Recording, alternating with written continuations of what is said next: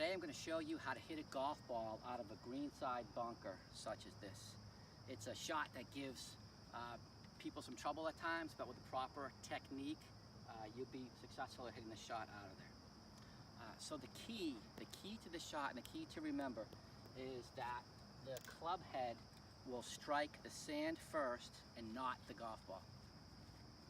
As the club head strikes the sand, it will slide through the sand and then contact the golf ball, which will come up nice and high and hopefully soft and land on the green. So again, think about that for a second. I'm telling you that the club must contact the sand first, not the ball. That's so counterintuitive and strange because every other shot that you hit on the fairway, on the grass, you always want to contact the ball first. If you contacted the ground first, it would be a terrible golf shot. But in this case, it's exactly what we want to do.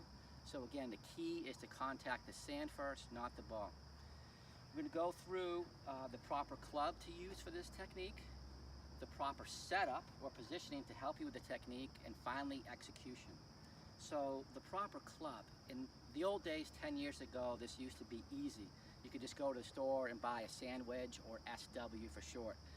Today, it's a little bit more complicated. The good news is there's lots of choices. The bad news is there's lots of choices.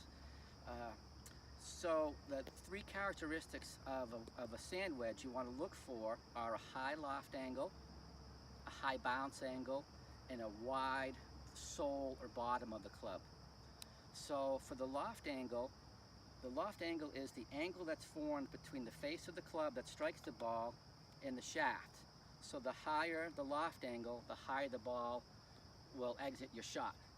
Typically for a shot like this, 56-degree minimum loft, perhaps as high as a 60 or 62-degree loft. For my club here, I have a 58-degree loft.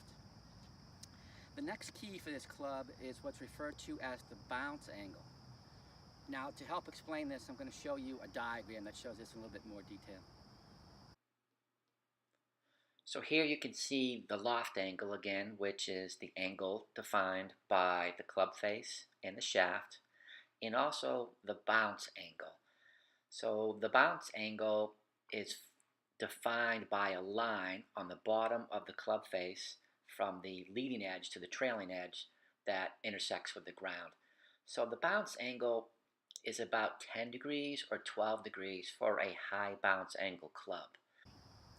So with my club here, you can see the leading edge, this part of the club that leads into the sand, is higher up than the trailing edge. So that bounce angle is helpful for the sand because we don't want that leading edge to dig into the sand. And because it's raised a little bit, that will help promote sliding of the club head through the sand. Finally, the last characteristic of a good sand wedge is the width of the sole or the bottom of the club. So you can see with my sand wedge here, compared to a typical club, how much wider it is. It can be as almost double the width. And why that's important is that is the first part of the club that will hit the sand on the way down, and it will help promote sliding through the sand. Okay, so we reviewed the characteristics of a good sand wedge: high loft, high bounce angle, and a nice fat sole. Now we're going to turn to the setup. We're getting ready. The setup are things that we can do to help us get ready for the shot they're about to hit. So with the setup, I'm going to position these blue alignment stakes where to show you the proper setup. So the first thing about setup is to have an open stance. And so if you think about, there's the target, there's the flag, and I want the ball to fly along this line to the target. Typically you set up parallel, your feet, your hips, everything is parallel to the target line. By an open setup, I mean we're going to open our body, open our feet a little bit relative to that target line to where we want the ball to go. And that's important because it will promote a glancing blow through the sand. So the first thing again for the setup is an open stance. The second thing for the setup is to position the ball in front, the front part of your stance, closer to your lead foot. For a right-handed player like myself, that's my left foot.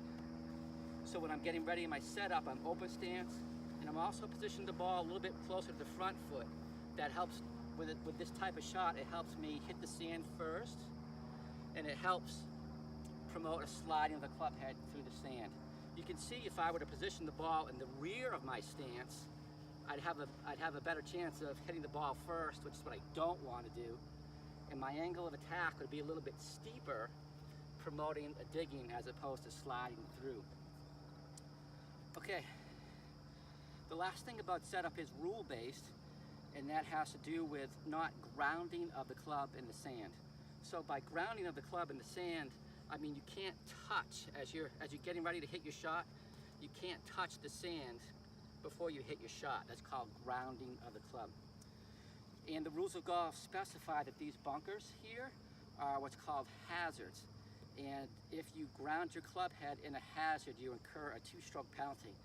So this can happen when you're playing with your buddies on the weekend, Saturday morning, but it can even happen to the professionals. In 2010 in Wisconsin, a professional golfer called Dustin Johnson, he's one of the top golfers in the world. He was in a sand trap on the last hole of the tournament. He was in a bunker, excuse me, and he inadvertently grounded his club. The TV cameras caught him grounding his club. He was assessed a 2-stroke penalty. So instead of making a 5, he made a 7 on the last hole. Had he made a 5, he would have tied for first place. He came in about 5th place, cost him about $1 million in prize money. So the lesson there is, when in doubt, assume it's a hazard and don't ground your club. If it can happen to Dustin Johnson, it can surely happen to you and me playing with our buddies on the weekend. Okay, so we've gone through what the proper club head is. Again, I have my high loft, 58 degree, high bounce, 12 degrees in my example. Nice wide sole club. We've gone through the proper setup, open stance, ball in front. I'm finally getting ready to hit my shot. So on the execution of the shot, you want to, number one, take a complete backswing. And you want to do that because you want to generate club head speed to hit the sand and explode the sand and go through the ball. So number one, complete backswing. Number two, contact the sand first, about 1 inch behind the ball. That distance can vary depending on what kind of shot you want to hit and the conditions of the sand, but about 1 inch behind the ball. And the key is accelerating into the sand and through the ball and following through. Acceleration is good, deceleration is bad in this example. Okay, so I'm finally ready to hit my shot. Got my right club, open stance, ball towards the front. That's where I want the ball to go.